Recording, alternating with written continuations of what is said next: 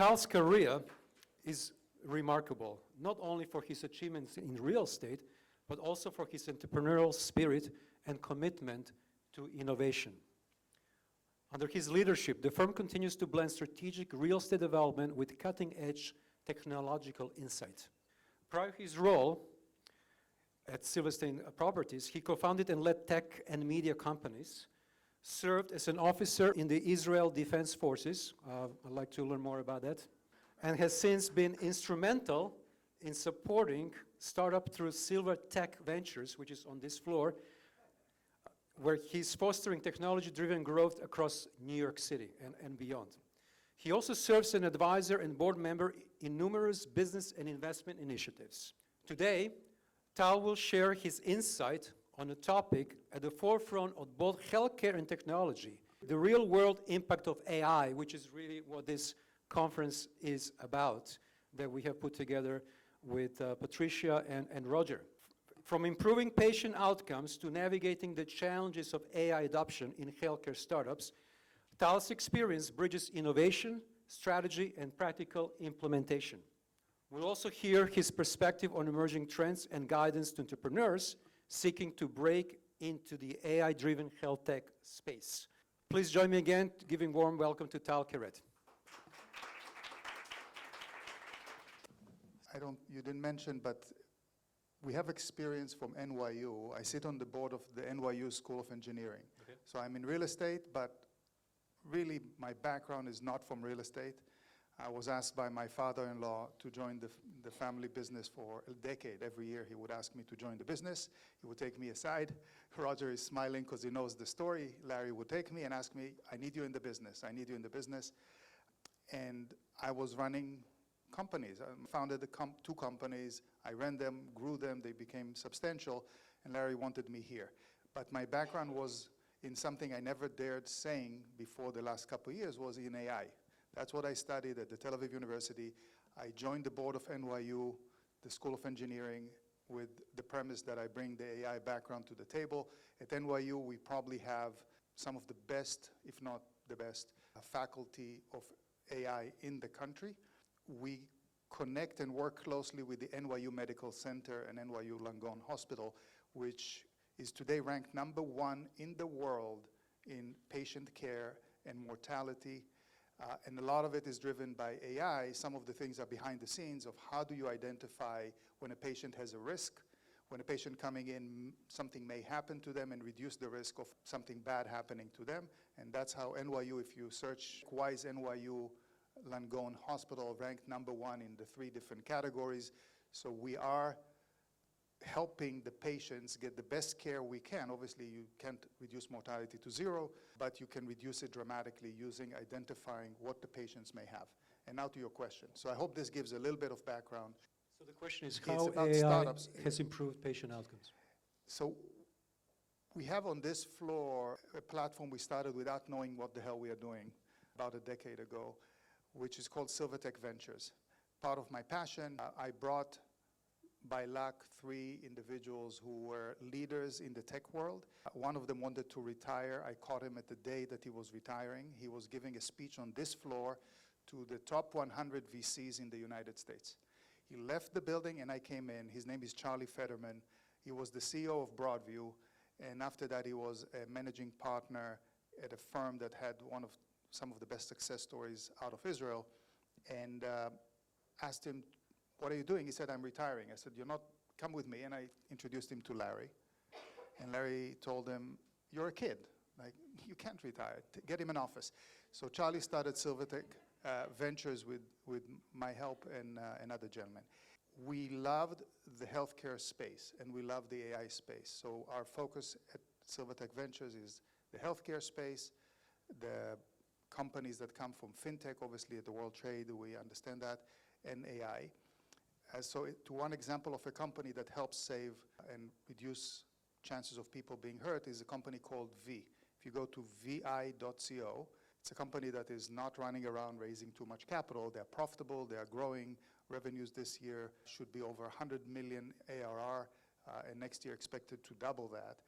And it's a rocket ship. What they're doing is they're powering most of those devices that you wear. If you're wearing a Fitbit or a Whoop or any of these, they have the AI behind that and provide the insights to help the patient then identify what are my chances of getting a heart attack, or am I becoming closer to be diabetic, according to your heart behavior or other metrics they can get from your skin.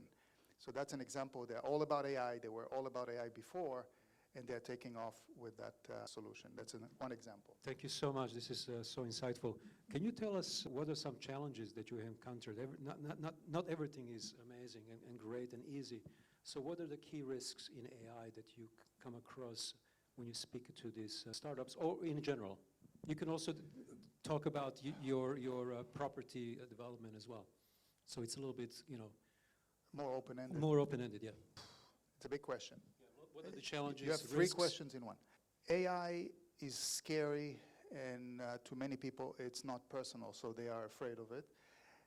And the regulation today is not very strong, and it's changing. And I think when we look at the use of AI, especially in the healthcare space, there is a big concern that it's not personal, or it's risky if you're having a hallucination and you tell a patient everything is fine according to their stats, and it's not fine. There is a cause to litigate, and therefore companies need to be extremely careful. Doctors are protected with insurance and with malpractice. So they have to do the best they can, but that's it. Therefore, doctors are very careful. So as an example, at NYU hospital, I believe personally that a doctor will never be as good as the AI in identifying an X-ray or my scans. Larry told me two things before I got married. He said to me, I'm going to teach you two things. I said, okay, I was really ready. I was sitting in Florida, and he was sitting in front of me. He said, repeat after me. Yes, dear. I said, okay. And I said, yes, dear. And he said, no, you're going to say this 3 times a day to your wife, morning, lunchtime, and evening. So that was the first thing. And I took that to heart, and I'm doing it all the time. The second thing, it's an important lesson that he wanted to teach me. Larry always... That was before AI. That was well before AI, yes.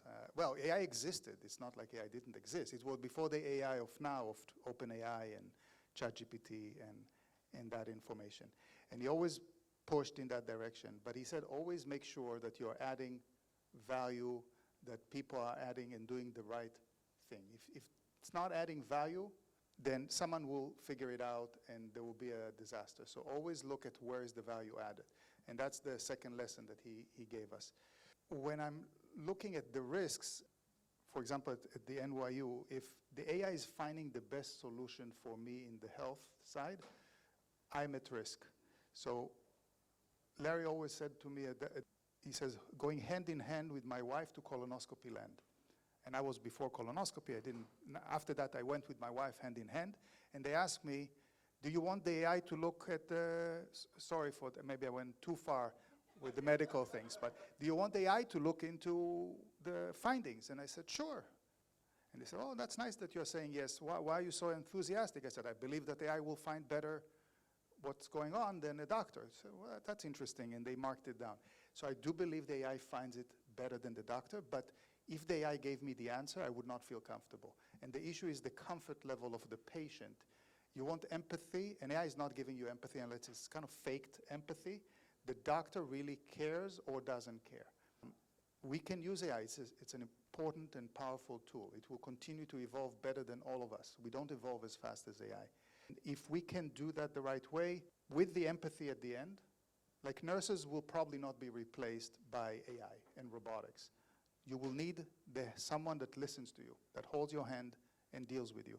So when they're looking at what will be disrupted, yes, AI will disrupt your online calls and the call centers. It will not replace the nurses, and it's not going to replace the doctor that talks to you at the end. Thank you so much.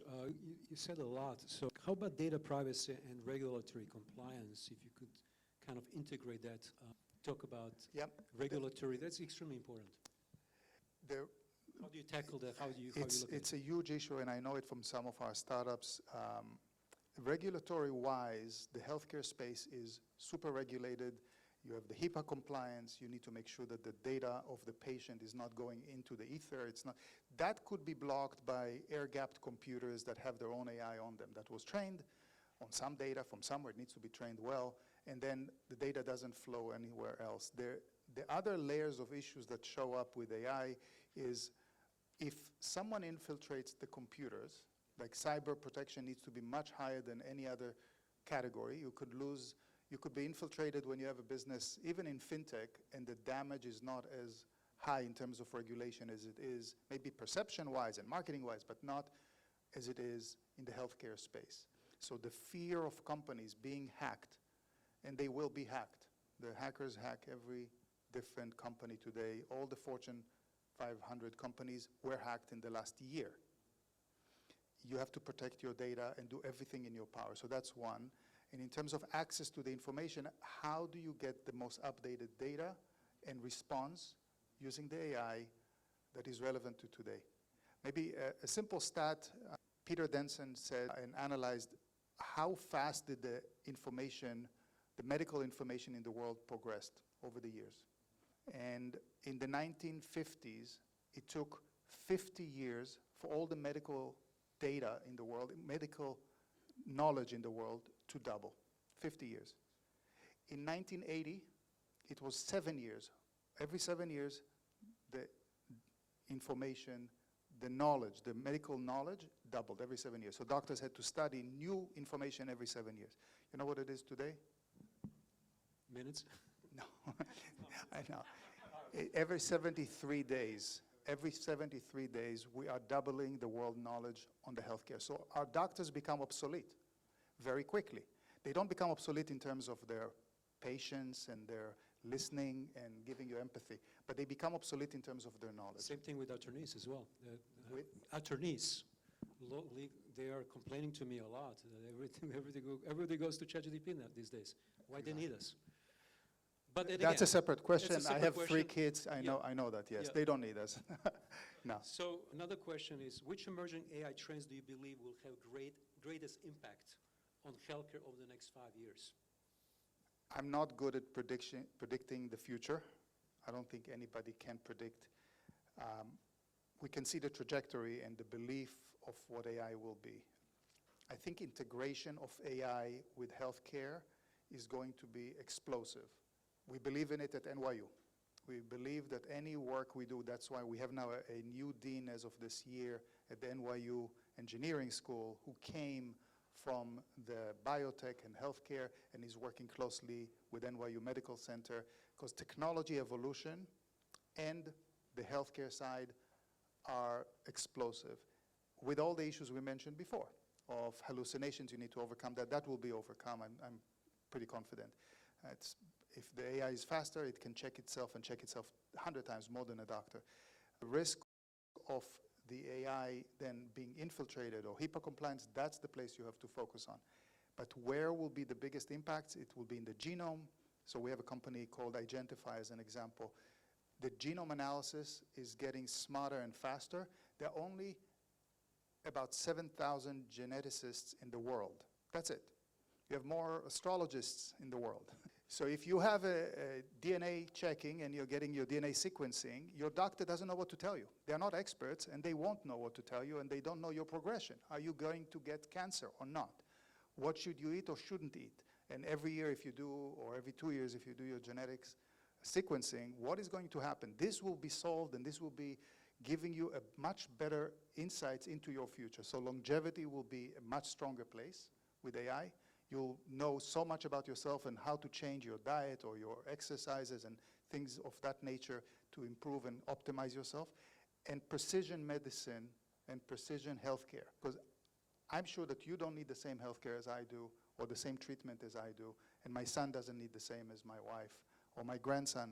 We have a grandson who is 3 years old. He doesn't need the same as I need. Well, since we just mentioned this very important issue, how comfortable should we be with AI bots as the first point of care? How comfortable should we be? I think this question is... How skeptical should we be? you should always be skeptical, but eventually they will be smarter than any of us. It's inevitable.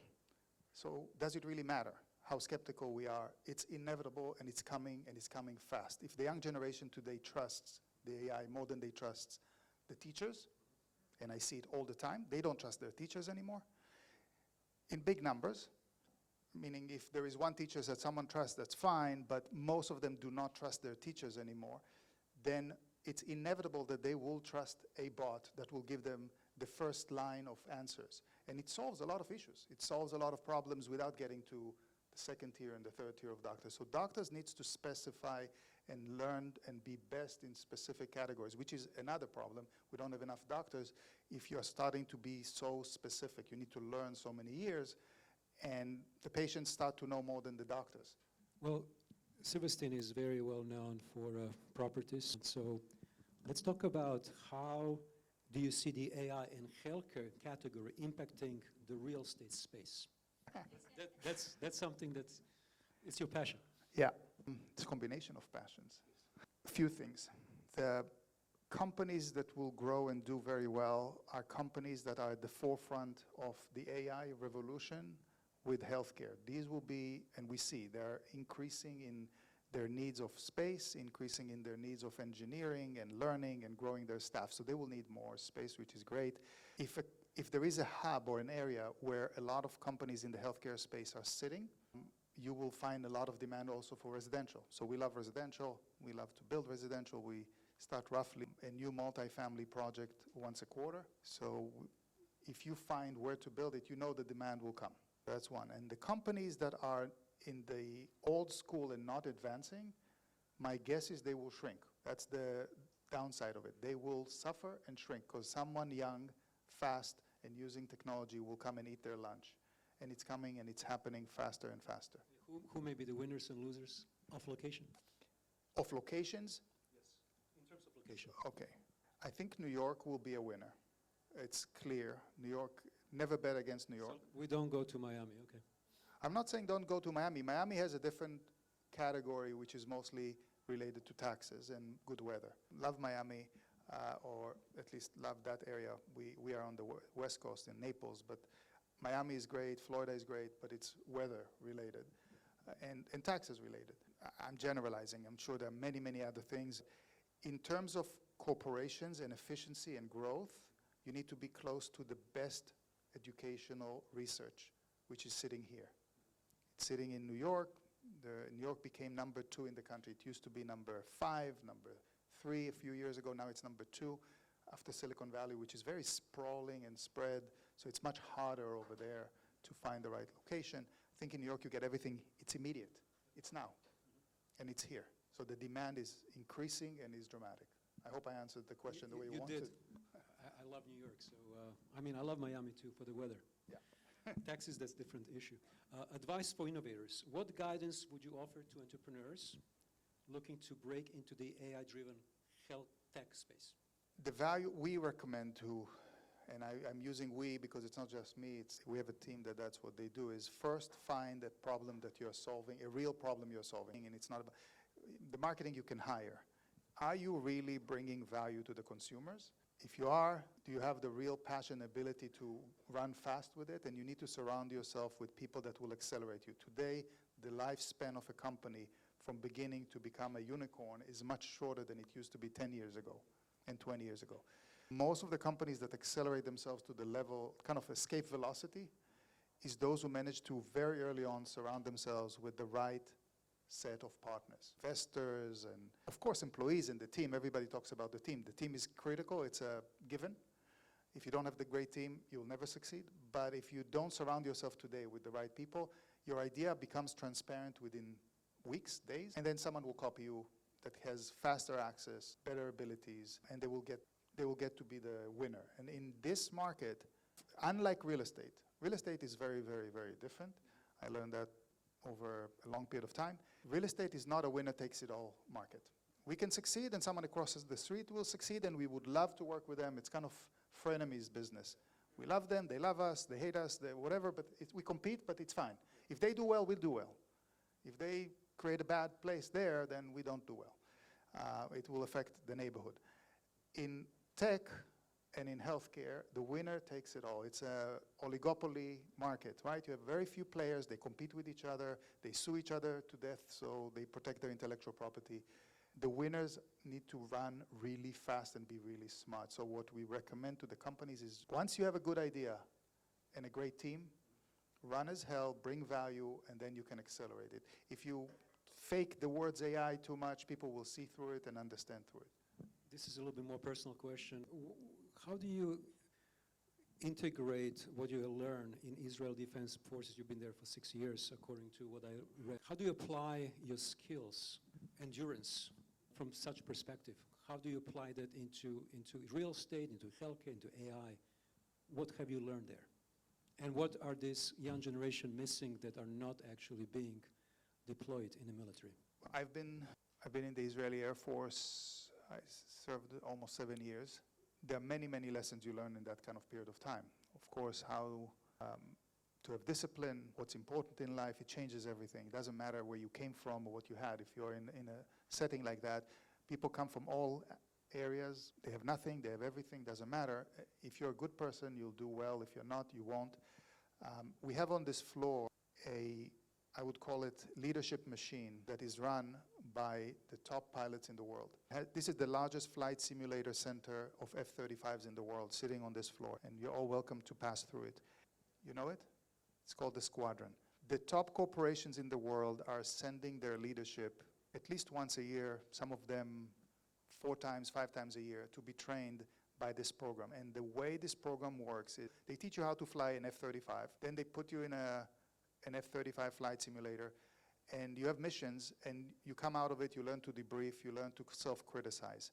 If you don't self-criticize, you will see that your scores don't improve. If you do, your scores improve. Then there are layers above it about identifying really and honestly in front of your team, what are my strengths, what are my weaknesses, and then if some of the team members have other strengths, allow those strengths to surface and come up. You do it through this experience, which is different. So Google was here over 10 times in the last 2 years, and Microsoft, and Blackstone, and BlackRock, and Goldman, and McKinsey. All the biggest companies are coming here to be trained. It gives them a different layer. Why is that coming? The people who started it came from the Israeli Air Force, where survival is key. If you didn't have the best Air Force in the world, Israel would not be today on the map. It would be gone. Absolutely. And what they've done is bring that methodology to the corporate world. One of the things we love doing is introduce startups to the big corporations, because they show up every day. Every day there are companies here. Salesforce and you name it are here. Uber, which is a tenant at 3 World Trade, they send their management here. Spotify, which if you use music, they send their management here. They train them to become the better version of themselves, to inspire people to become better versions of themselves. So I think to your question, I did not create that squadron, but I knew some of the leaders of it. And I believe in that methodology, and I believe that if you take people and give them a purpose and give them a vision, and then show them that if they are honest and truthful and they can criticize themselves and improve, they'll be better. We learn in the US how to be the best CV writers. I got so many CVs from people. You read the CV, you think that this person is a rock star, and then you meet them and you see, okay, they flipped burgers and they worked for a Fortune 500 company in an important role. They just were in it doesn't mean that flipping burgers is not important, but they just changed the wording to market themselves. What's more important is who you really are and where are you headed? What is your trajectory? And I think that's what you learn in the service. I'm so glad I asked you this question. On this note, thank you very much. Thank you. Thank you, Kel.